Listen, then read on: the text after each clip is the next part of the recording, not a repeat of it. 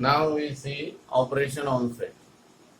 बच्चों, हमने इसके पहले कॉम्प्लीमेंट ऑफ सेट और 1.2 के लिए सबसेट, यूनिवर्सल सेट, ये सारी बातें हमने पढ़ी। अब हम पढ़ेंगे operation on set. Operation on set में पहले है इंटरसेक्शन। Intersection of set. अब मान लेते हैं एक सेट है, ये element of A is A B C D, और एक मान लेते हैं बी सेट,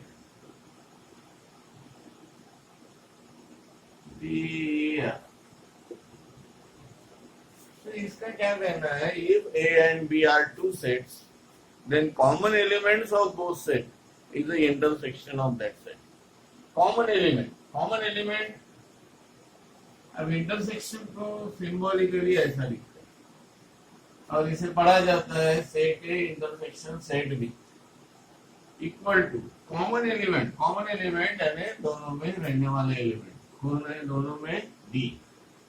तो ये इंटरसेक्शन बी क्या आएगा, डी। यदि और कुछ ले लिया मैंने, ए 1 2 3 4 और बी ले लिया 2 3 4 6, तो ये इंटरसेक्शन बी क्या आएगा, ये intersection B is a common element of A and B.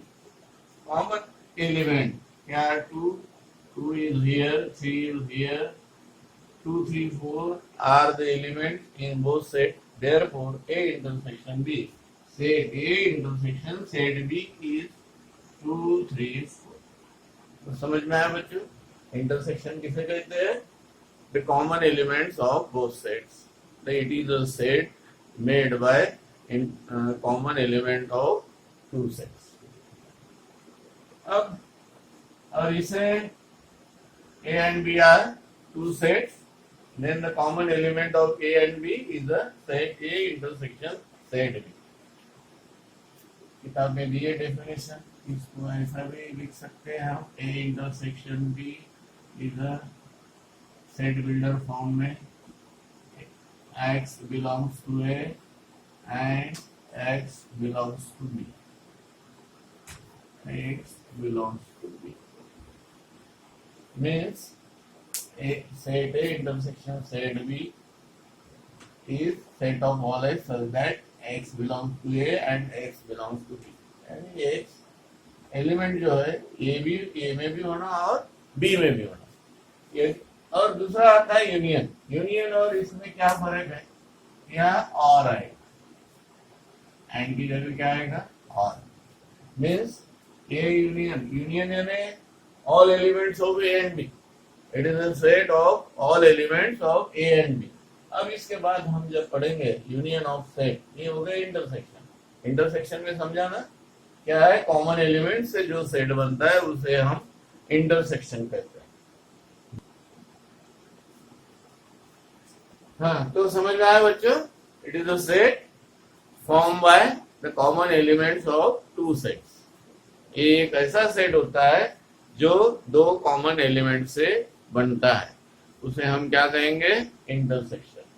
और सिंबल ये यदि वेन डायग्राम से बताना है, यदि हम यहाँ लिखते हैं 1 2 3 4 5, तो मान लेते हैं दिस इज द सेट ए और दिस इज बी, तो दोनों में कौन एलिमेंट है, 3, तो इसका इंटरसेक्शन क्या आएगा, कौन सा एलिमेंट रहेगा, एक ही रहेगा, 3। तो ये एक नया सेट होता है जो दोनों के कॉमन एलिमेंट से बनता है।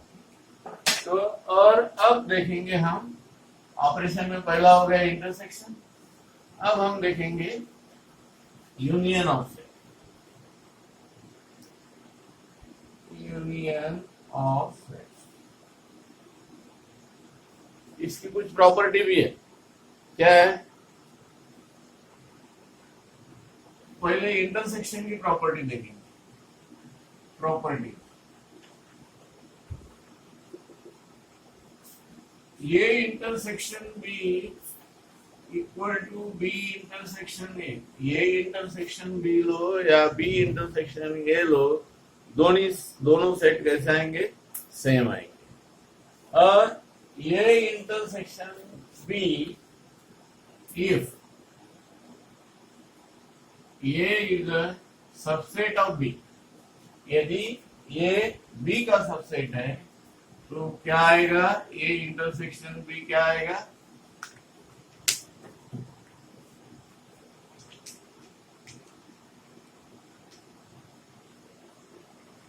A intersection B equal to A।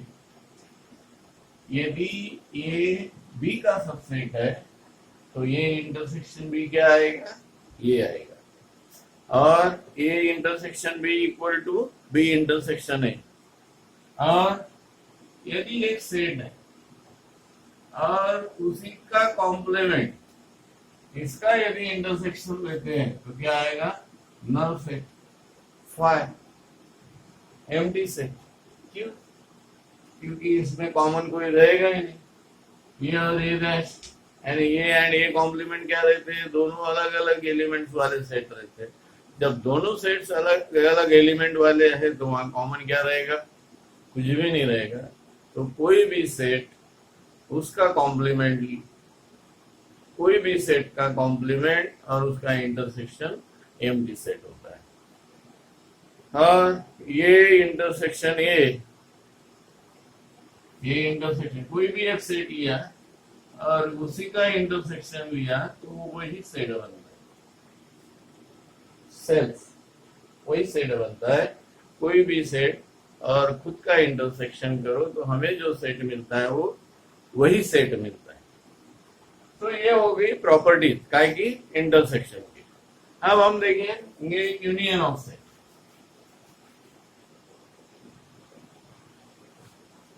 Union of set. अब यूनियन ऑफ सेट्स क्या? मैंने बोला set of if A and B are two sets then this is a set formed by all the elements of A and B. A and B के सभी element से जो set बनता है उसे हम कहेंगे set A union set B। तीन सेट्स का भी यूनियन होता है। If A and B are two sets, क्या ये two sets है? Then all elements from A and all the elements from B forming a new set, that is the union of this set.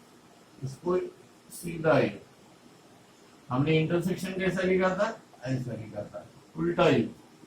यहाँ क्या रहेगा? U set A union set B. तो यदि इसको ए भी एक सेट बनता है, इंटरसेक्शन भी एक सेट रहता है, एक सेट फॉर्म होता है, जो ये भी दो सेट से एक सेट फॉर्म बनेगा। कैसा है? Set of all x, set of all x such that set of all x, set of all x such that x belongs to A or x belongs to B।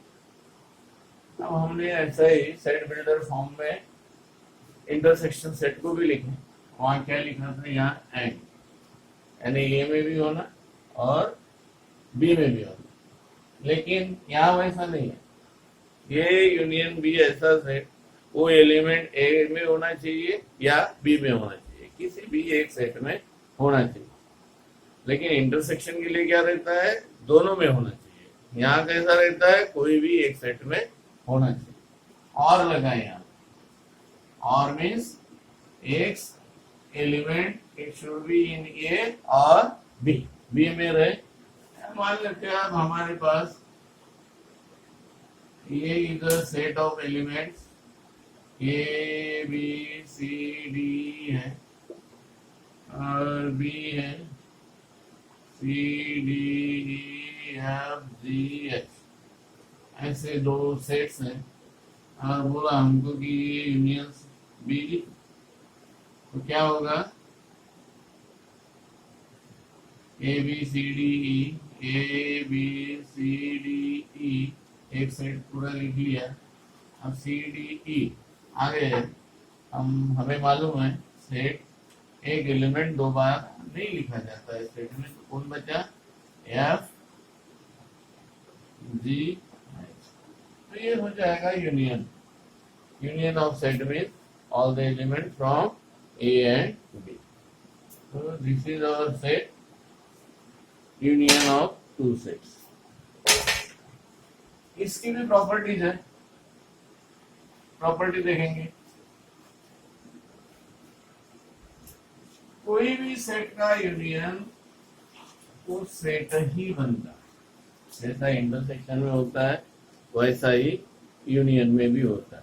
क्या होता है कि कोई भी set का एलिमेंट वो खुद रहता है, और जैसा इंटरसेक्शन में होता है, क्या A union B equal to B union A. Intersection में भी क्या है, ये इंटरसेक्शन बी लो या बी इंटरसेक्शन ए लो, दोनों सेट सेम रहेंगे तो दोनों एक होते हैं। वैसा ही यूनियन में भी होता है। और ये यूनियन, ये कॉम्प्लीमेंट हमको यूनिवर्सल सेट मिलता है। क्या मिलता है? Universal set. वहां क्या मिलेगा? इंटरसेक्शन में क्या मिलता है? फाइव मिलता है एंड एम्प्टी सेट मिलता है। लेकिन यूनियन में क्या मिलता है? पूरा यूनिवर्सल सेट मिलता है। और ये यूनियन फाइव हमको ये मिलता है, लेकिन इंटरसेक्शन में क्या मिलता है? फाइव मिलता है। ये इंटरसेक्शन फाइव है, ये intersection empty set, common element कुछ नहीं रहेगा इसलिए वो एम्प्टी सेट रहेगा। लेकिन ये यूनियन एम्प्टी सेट के साथ लिया तो हमको सेट मिलता है। ये सारी प्रॉपर्टीज है इसकी, ये हमको क्या करना है? ध्यान में रखना है। यदि ये is a subset of B, then ये union B equal to B. यदि क्या है, ये is a subset of B, then ये union B equal to B होगा। लेकिन इंटरसेक्शन में ऐसा नहीं रहता। इंटरसेक्शन में क्या रहता है? ये रहता है, जो जिसका सबसेट है, ये सबसेट है तो इंटरसेक्शन में ये आएगा। लेकिन यूनियन में जिसका सबसेट है, इसका है वो बी का, तो बी आता है। और इंटरसेक्शन में जो सबसेट है वो आता है। तो ये सारी प्रॉपर्टी यूनियन और इंटरसेक्शन की। अब हम पढ़ेंगे number of elements in a set. Number of elements in a set, यदि एक सेट है 1 2 3 4 5 6, ये set, the number of elements in that set, that is a n of a, उसे क्या लिखते हैं? नंबर ऑफ एलिमेंट्स इन ए। एक number रहता है एलिमेंट्स गिनने का, कितने? 1 2 3 4 5 6। तो number of elements in A is 6। यदि B is a set, B है हमको सी डी एफ जी, तो यहाँ नंबर ऑफ एलिमेंट्स भी क्या आएंगे? 1 2 3 4 5। तो ये number of elements in that set, उसको क्या लिखते हैं? n of a 6, n of b 5, and n of a means number of elements in a equal to 6, number of elements in b is 5। तो ये हो जाता है intersection of set, union of set और number of elements in that set. अब इसके बाद एक फॉर्मूला है यूनियन निकालने का। यदि हमारे पास दी है कुछ बात है, एक फार्मूला है, number of elements in A union B equal to number of elements in A plus number of elements in B minus number of elements in A intersection. This is a formula.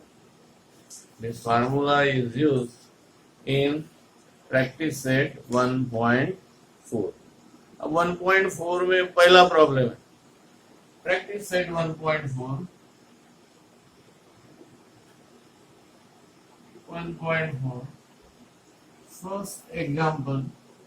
First example क्या कहता है, if number of elements in A is 15, simple problem है, सिर्फ हमको ये formula याद रखना है, number of elements in A is 15, number of elements in A union B equal to 29 and number of elements in A intersection B is 7, then find number of elements in B. ये हमें पूछा है, ये formula हमें याद करना पड़ेगा, क्या number of elements in A union B equal to number of elements in A plus number of elements in B minus number of elements in A intersection B. अब ये फार्मूला लिखते हैं, equal to number of elements in A plus number of elements in B minus number of elements in A intersection B. Union दिया है हमको, क्या दिया है 29, number of elements in A B दिया plus number of elements in B minus 7, तो 7 इधर लेके आता हूँ, -7 equal to 15 plus number of elements in B 29, 22 equal to 15 plus number of elements in B, तो हमें क्या मिलेगा, number of elements in B equal to 22 minus 15, 22 minus 15 means 7, तो क्या है,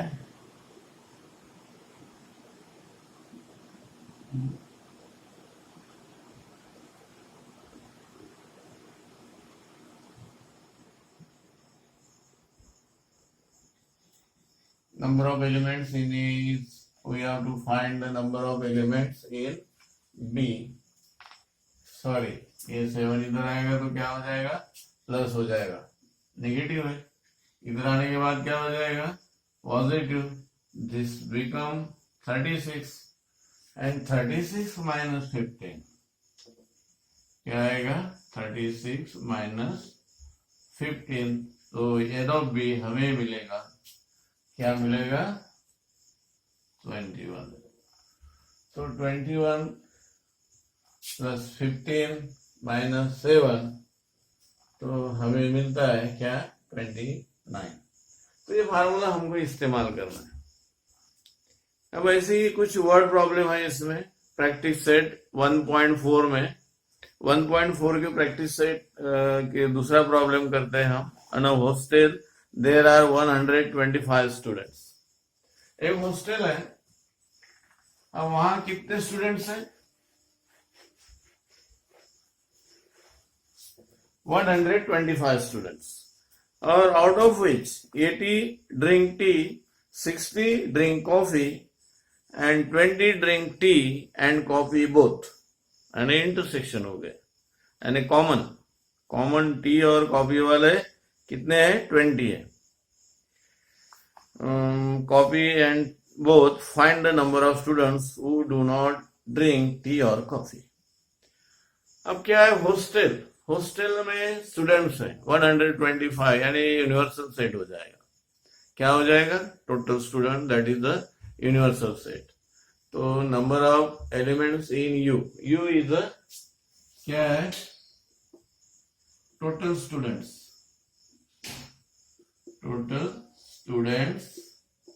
इन दी हॉस्टल, तो कितने हैं, number of elements in is 125, एक यूनिवर्सल सेट हमको मिला, क्या है, जिसमें टोटल स्टूडेंट्स है वो है 125, जिसमें से 80 ड्रिंक टी, मान लेते ये is a set of students who drink tea, मान लेते A is a set of students, A is a set of students, जो दिया है वो लिख लेते हैं, हु ड्रिंक टी। तो क्या है नंबर ऑफ एलिमेंट, 80 स्टूडेंट्स में से कितने हैं, 80 स्टूडेंट्स ऐसे हैं जो चाय पीते हैं। और 60 drinks coffee, that is B ले लेते हैं, उसको कोई एक नाम ले लेते हैं, इसको ये ले लिया जो चाय पीते हैं, यू मीन्स यूनिवर्सल सेट ले लिया, total students in the hostel, और B is the set of students who drink coffee. कितना है ए एन ऑफ बी, कितना आएगा 60 आएगा, क्योंकि एक अलग सेट है चाय वाला, एक सेट हो गया कॉफी वाला, और इसमें दिया है 20 drink tea and coffee both, जब दोनों में होता है, and coffee and T, T and coffee, जहाँ एंड आ गया तो that is a intersection, intersection means common. तो 20 स्टूडेंट्स ऐसे है जो चाय भी पीते हैं और कॉफी भी पीते हैं, तो क्या होगा, इंटरसेक्शन होगा। तो ये intersection B is a set of students who drinks tea and coffee। तो नंबर ऑफ एलिमेंट्स कितने हैं इसमें, 20। अब हमें बोला है find the number of students who do not drink tea and coffee.